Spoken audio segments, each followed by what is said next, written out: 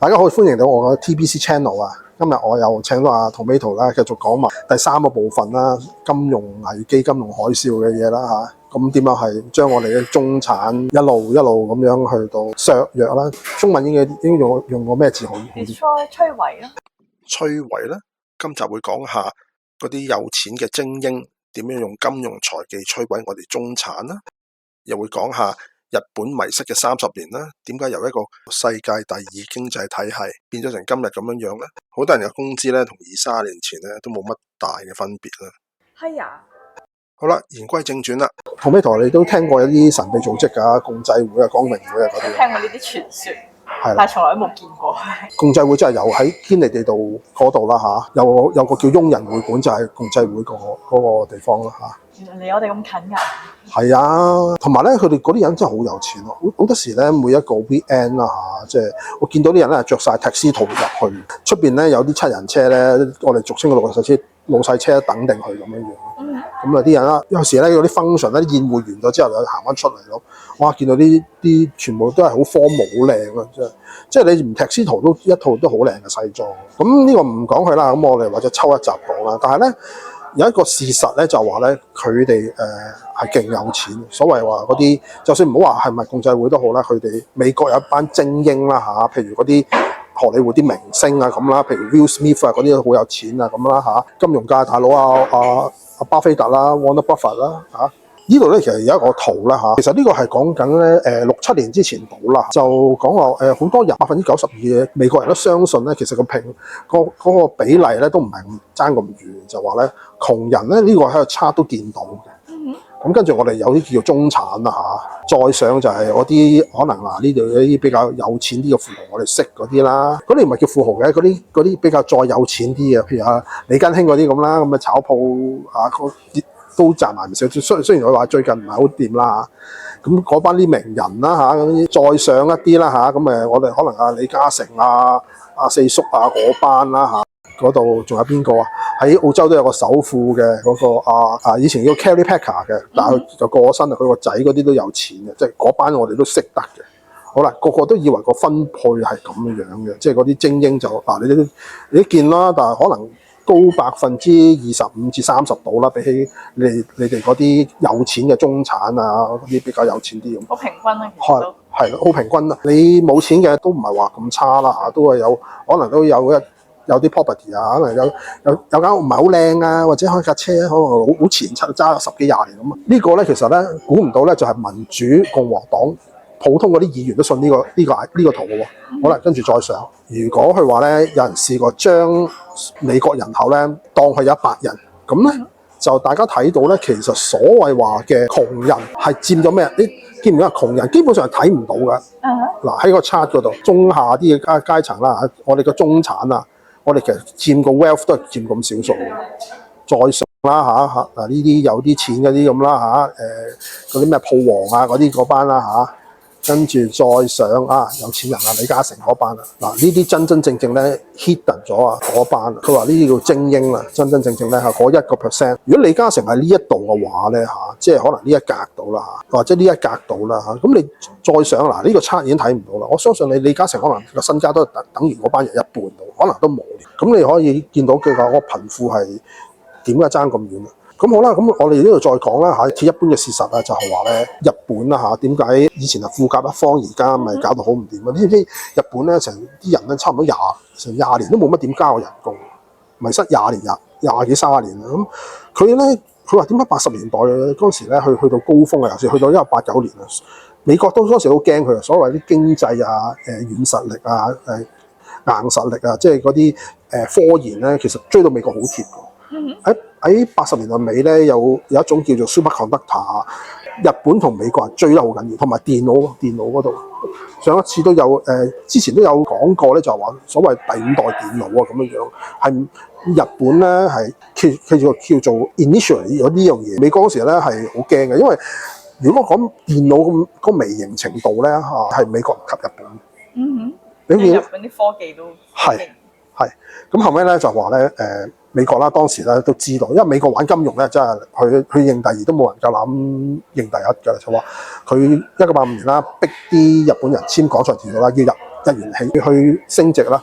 但係點不知咧，一升值咧就唔係淨係話可能嗰10零20% 係哇升咗好幾倍啊，或者咁啊。日本嗰時嘅央行咧就話咧因為個日元升值咗咁多啦，咁啊不如就話減息啦，等佢嗰個幣值冇咁升得咁勁啦。咁啊猛咁又放水啊，又咩啦咁佢就話咧希望多啲人咧可以搞下啲實業啊咁樣，係啦，咁可以做啲 investment 啊集資咁。原來咧就係話喂，你做實業咧唔係賺咁多錢，同埋實業嗰個風險大啲嘅，你又要即係嗱，你要請一大班工人啦，又要擲住啲貨啊咁啦嚇。有時如果你做supply啊，仲需要仲有一個擲貨期啊。咁你賣俾啲出邊啲 dealer 都係嘅，都係有一個貨期噶嘛。咁啊，哇啲人就話喂，而家有咁多錢，咁但係你嘅傳統嗰啲叫做實業嗰啲工廠又唔係賺咁多錢，嗰啲人就抌晒啫。樓市股市咁啊，吹到個 bubble 好大啦。哦，泡沫經濟。係啦。喺89年同埋90年嗰時咧，日經嗰個指數啊，平均指數啊係4萬點。你諗下，我哋去到3萬點要話話聲，仲係嗰陣時係幾廿年前喎。係啊，嗰時你知唔知咧？啲人就話攞住一沓錢咧去截的士嘅，去啲夜總會啊、啲 club 啊嗰啲咁嘅嘢。係啊，嗰時日本人有錢，80年代你知唔知咧？係咧80年代咪有大富豪嘅，你知唔知好多日本客嘅？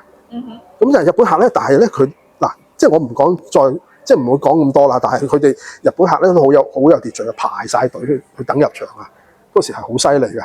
喺東京都係嘅話，啲人咧咁啊啲人啊話平均好中意打 golf 啊嘛，顯示翻自己有錢人啊嘛。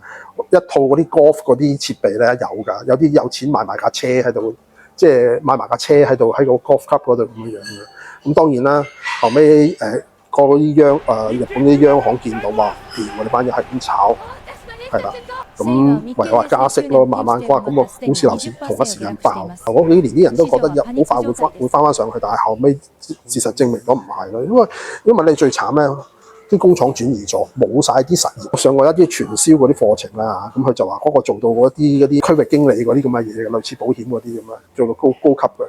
佢話咧，佢以前做實業嘅，佢係做到個心都實晒啦。我話咧，你唔做實業先至死啊！因為你知唔知你一間工廠咧？喺香港嗰時嗰啲叫山寨都有，衰衰地都有幾十人喺度。咁你如果喺中國大陸咧比較荒蕪啲廠咧，細廠都200-300人都冇得走，呢啲叫細廠。6至700人咧叫中廠，上千人嗰啲叫大廠。你啲富士康嗰啲係成萬人，你知唔知？所以咧，而家富士康話撤離大陸，其實係即係啲人驚就驚咁。你變咗咧係你冇咗工廠有一樣嘢咧，就話咧。嗰啲勞動密集嘅職位冇咗咧，係你冇辦法全民就業嘅。你一間餐廳可以請到幾多人？